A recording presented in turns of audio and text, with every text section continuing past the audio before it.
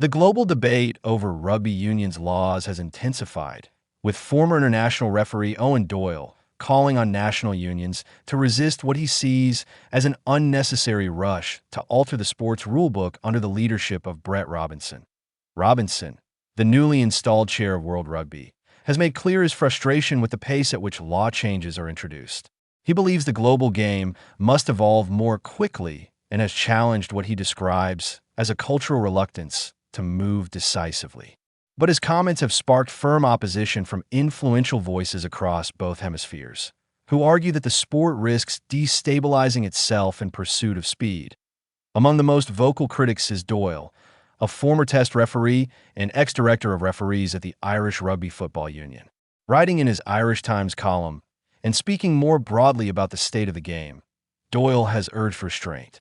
In his view, rugby union's core laws are not fundamentally broken, and any attempt to tinker with them in haste, particularly so close to the 2027 Rugby World Cup, would be misguided. The Shape of the Game debate, the tension centers around World Rugby's recent Shape of the Game Summit, a strategic gathering designed to examine potential amendments to the laws. With the 2027 Rugby World Cup looming, there's a relatively short runway for implementing changes, trialing them across competitions, and ensuring consistency in interpretation. Robinson has openly questioned why rugby struggles to implement reforms efficiently. Speaking on the Rugby Unity podcast in December, he lamented what he described as a structural inertia within the sport. According to Robinson, rugby's desire to carry the entire global game forward in lockstep creates delays. Different hemispheres, different competitions, and differing philosophies about how rugby should look all complicate consensus. We don't have a system that really enables that to move quickly, Robinson argued, suggesting that governance structures may need to be reconsidered if the sport is to modernize effectively. That position, however, has not been universally welcomed. Resistance from the coaching fraternity. One of the most high-profile responses came from Rassie Erasmus, the Springboks head coach, who described Robinson's remarks about the need for speed as ridiculous. Erasmus has long been unafraid to speak his mind on governance and officiating matters, and he believes any adjustments to the laws must be carefully evaluated for unintended consequences. Through his Rassie Plus podcast platform, Erasmus praised certain recent clarifications, particularly around escort laws in the aerial contest and the way scrums are being refereed. But he also pointed to areas where officials are still grappling with interpretation, notably the policing of driving mauls. For Erasmus, the point is not that change is inherently wrong. Rather, it is that change without adequate consideration risks creating new gray areas, placing referees under additional strain, and potentially altering the game's competitive balance. That theme of balance has also been raised by Eddie Jones, currently leading Japan.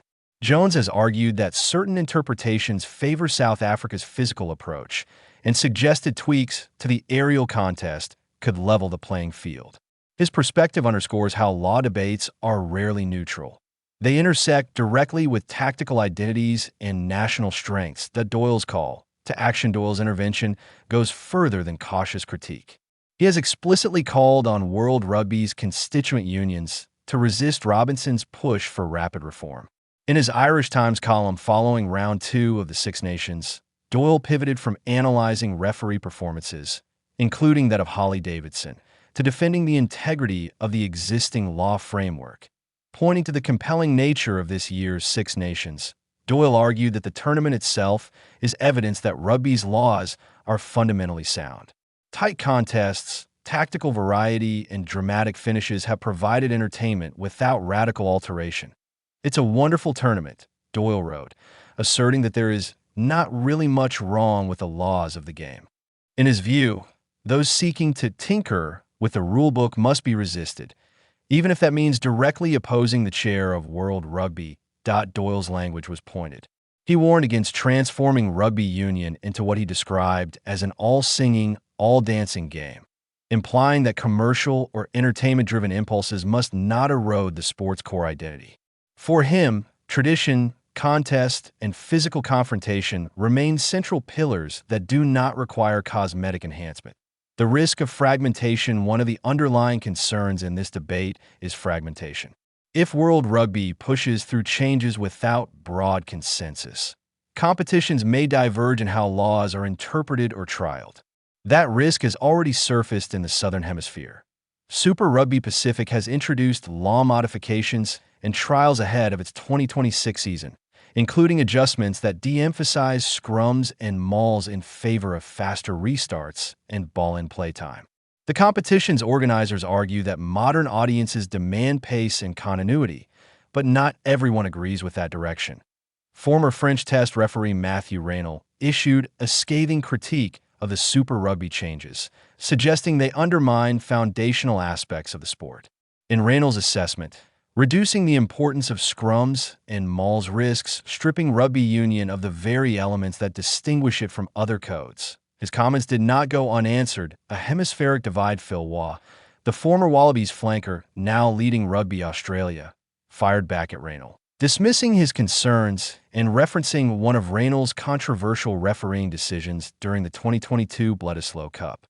Waugh described Raynal's critique as interesting comments from a guy who probably has one of the most ridiculous refereeing decisions, highlighting how personal history can color institutional disputes. The exchange illustrates the hemispheric tension Robinson alluded to. Northern Hemisphere stakeholders often prioritize set-piece integrity and contest at the breakdown, while Southern Hemisphere competitions have leaned towards speed and continuity. Bridging those philosophical divides is inherently complex. Robinson's frustration appears rooted in that complexity. From his perspective, if rugby cannot modernize efficiently, it risks stagnation in a competitive global sports marketplace.